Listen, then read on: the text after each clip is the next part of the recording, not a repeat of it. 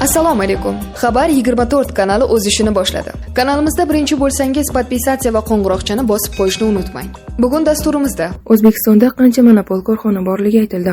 Rossiyaning Volgograd shahrida hujjatsiz va maoshsiz qolgan o'zbekistonliklarga yordam ko'rsatildi. Qo'rqoqlar yubka kiyib nomingni ayollarnikiga o'zgartir. Qodirov. Estoniya Ukrainaga yangi harbiy yordam paketini taqdim etadi. Elektr va gazdan uzib qo'yilganlarni qayta ulashda tegishli to'lovlarni to'lash bekor qilinadi. Asakada maktab o'quvchilari stol-stullarsiz xonada dars o'tmoqda. Endi esa shu va boshqa xabarlar tafsiloti bilan batafsil Xabar 24 kanalida kuzatib borishingiz mumkin. Assalomu alaykum musofirdagi yurtdoshlar. Sizlarga Rossiya, O'zbekiston, Sankt-Peterburg, Toshkent, Moskva, Toshkent yo'nalishlaridagi avtobus, mikroavtobus va yengil avtomobillar qatnovlari xizmatlarini taklif qilamiz. Qo'shimcha ma'lumot uchun ekraningizdagi telefon raqamlariga murojaat qilishingiz mumkin. O'zbekistonda qancha monopol korxona borligi aytildi. O'zbekistonda bugungi kunda 90 ta monopol korxona mavjud. Bu haqda Monopoliyaga qarshi kurashish qo'mitasi raisi o'rinbosari Farruh Qoraboyev brifingda ma'lum qildi. Uning so'zlariga ko'ra, islohotlar natijasida 31 ta tovar va xizmatlar bozorlariga tadbirkorlarning kirishini erkinlashtirish hisobiga yetarli darajada raqobat shakllangan va monopoliya holatidan chiqarilgan. Jami monopol korxonalar soni esa so'nggi 5 yilda 20% ga kamaygan va bugungi kunga kelib 90 tani tashkil etmoqda. Shuningdek, davlat ishtirokidagi korxonalar soni so'nggi 2 yilda qariyb 3000 dan 2000 gacha yoki 30% ga qisqargan. Tovar va moliya bozorlarida raqobatni yanada rivojlantirish, yangi ishtirokchilarni erkin kirib kelishini ta'minlash maqsadida tadbirkorlar uchun 185 turdagi litsenziya va ruxsat berish tartib-tamoyillari qisqartirilgan yoki soddalashtirilgan.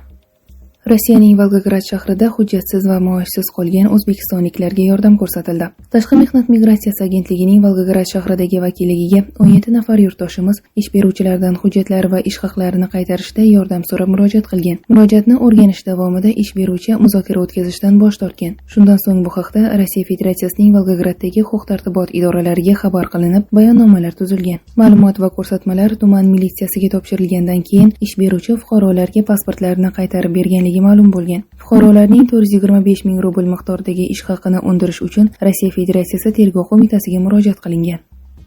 Qo'rqoqlar yubka kiyib nomingni ayollarnikiga o'zgartir. Qodirov. Checheniston rahbari Ramzan Qodirov Rossiyadan chiqib ketayotganlarga yubka kiyib ismlarini ayol ismlariga o'zgartirishini maslahat berdi. 7 oktyabr kuni Ramzan Qodirov Xonqal'adagi harbiy baza hududida kuch bo'linmalarining jangchilarining tantanali tashkil etilishida ishtirok etdi. Shakllanishga DX rahbari vazifasini bajaruvchi Denis Bushilin, Davlat dumasi deputati Adim Dilimxanov qabul qilindi. Og'ir kunlarda vatanini tashlab chet elga ketayotganlarni tushunmayman. Bunday qo'rqoqlarga yubka kiyib ismlarini ayollarnikiga o'zgartirishlarini maslahat beraman. Garchi tariximizda ayollar ham oxirigacha kurashishga jur'at etganlar, dedi Qodirov. Checheniston rahbarining qo'shimcha qilishicha, mamlakatda faqat qisman safarbarlik e'lon qilingan. Biroq bu har bir kishi o'z burchini bajarishi va jangda foydali ko'nikmalarni taklif qilish uchun yetarli.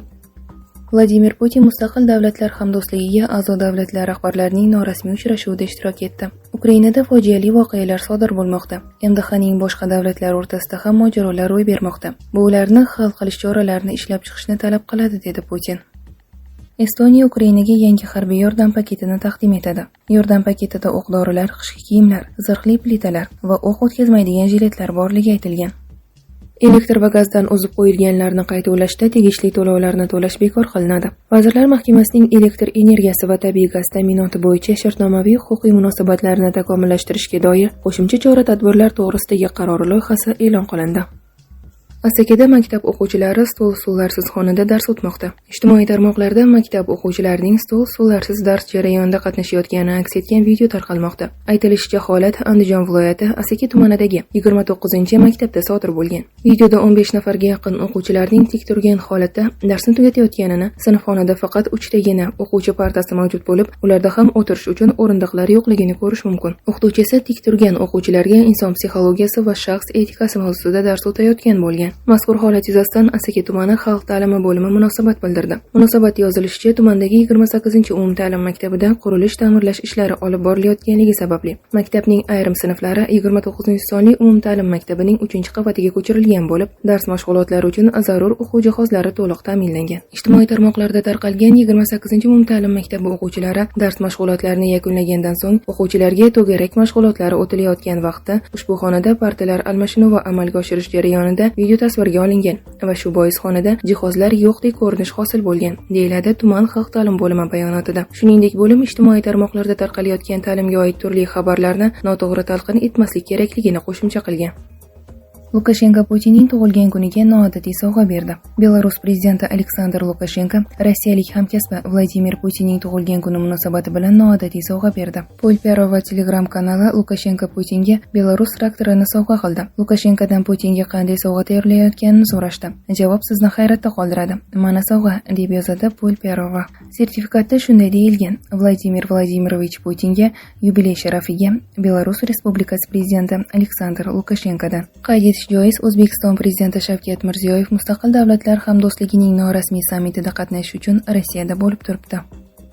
Zelenskiy: NATO Rossiyaning hujumini kutmasdan zarba berishi kerak. Ukraina prezidenti Vladimir Zelenskiy NATO Rossiyaga oldindan zarba berishini, Rossiyaning yadroviy zarbalarni kutmasligi kerakligini aytdi. Putinning matbuot kotibi Peskov esa bunga javoban RIA Novostiga AQSh, Buyuk Britaniya va Yevropa Ittifoqi davlatlari Zelenskiyning bayonotiga alohida e'tibor qaratishlari kerakligini ta'kidladi. Kreml matbuot kotibining ta'kidlashicha, Zelenskiyning bayonotlari oldindan aytib bo'lmaydigan, dahshatli oqibatlarga olib keladigan jahon urushini boshlashga chaqirishdan boshqa narsa emas.